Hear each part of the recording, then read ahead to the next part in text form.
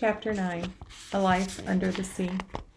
In 1957, Prince Rainier III of Monaco, a tiny country on the southern coast of France, offered Jacques a job.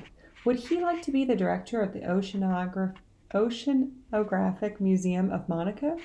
Jacques could continue his work on the Calypso. Jacques accepted and retired from the Navy. He stocked the museum's aquariums with exotic creatures he brought back from his expeditions. Oceanographic Museum of Monaco. The more Jacques studied the oceans, the more he realized how fragile they were. European nations kept dumping garbage into the Mediterranean Sea. The coastal ecosystem, or living environment, that Jacques had explored barely 20 years ago was dying. Jacques also dreamed of a day when humans could live underwater. He thought people would one day live on the continental shelf. That is the edge of the continent that lies underwater before sloping down to the ocean floor. Jacques conducted 3 experiments, Con-Shelf 1, 2, and 3, to see just what life underwater could be like. In the Con-Shelf 1 experiment of 1962, 2 aquanauts, as Jacques called them, lived 37 feet below the surface. Their home was a watertight capsule the size of a large bedroom. Air was pumped in from the surface. Unlike sailors on a submarine, the aquanauts could come and go through the hole in the floor of the chamber called a moon pool. Air pressure from inside the room prevented the water from flooding the capsule. For 1 week, they lived and worked underwater off the coast of Marseille. They dived as deep as 80 feet, but never rose higher than their home. They breathed a mixture of 80% oxygen and 20% nitrogen, the opposite of what they'd breathe on dry land. Doctors visited daily to check in on them. Jacques dived too, sometimes with journalists. When the aquanauts returned to the surface at the end of the week, they were all in excellent health. Jacques had proven to the world that men could live and work undersea. He predicted that by the year 2000, water people would be born into underwater homes. They would undergo surgery to implant gills in their necks and swim up to a mile deep. Fellow scientists called this science fiction, but science fiction, Jacques said, often foretold of future realities. The next year, Con-Shelf 2 took place in the Red Sea off the coast of Sudan. They were by a coral reef. This time, 2 underwater capsules were used.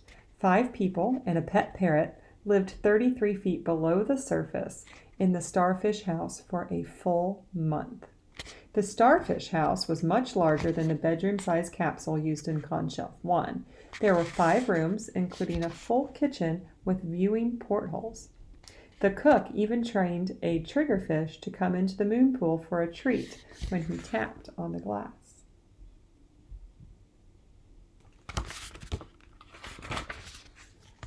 French novelist Jules Verne is known as the father of science fiction. Much of the technology he dreamed up in his books became a reality after his death. Verne described a spaceship-like rocket in his book From the Earth to the Moon more than a century before Neil Armstrong's famous voyage. The electric-powered submarine in 20,000 Leagues Under the Sea was just a fantasy in 1869, as was a weapon that worked like a modern taser gun. Today, Jules Verne is the second most translated author in the world. Right there.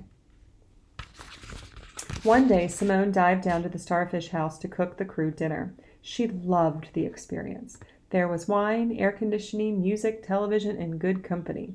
At night, the reef outside glowed, and this was because of bioluminescence, a chemical reaction that creates light. Simone returned with Jacques one night to celebrate their 26th wedding anniversary. They toasted with flat champagne. Because of the pressurized air, there would be no bubbles. A second habitat called Deep Cabin sat 82 feet deep. 2 aquanauts lived there for a week. They conducted experiments at depths of up to 400 feet. Deep Cabin was miserably hot, and there were minor leaks, but the men were fine. They breathed a mixture of helium and oxygen, which made their voices comically high. The Con-Shelf 2 project was made into a movie. World Without Sun, which opened in December of 1964. And once again, Jacques won the Oscar for Best Documentary. Jacques had proven that men could live in depths of up to 100 feet and work even deeper. This was important news for the oil companies. The age of underwater oil drilling had begun. Big companies wanted to know how much farther down men could work.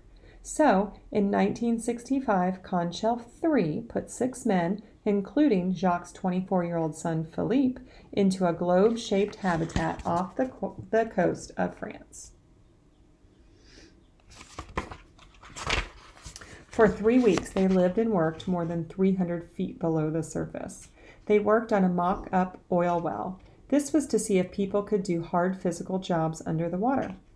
Breathing air that was 98% helium dulled their senses of taste and smell, and their voices were so high, conversation was all but impossible. But the experiment was a success. Life aboard Conchel 3 was also filmed, but it wasn't made into a movie. Jacques Cousteau was coming to television.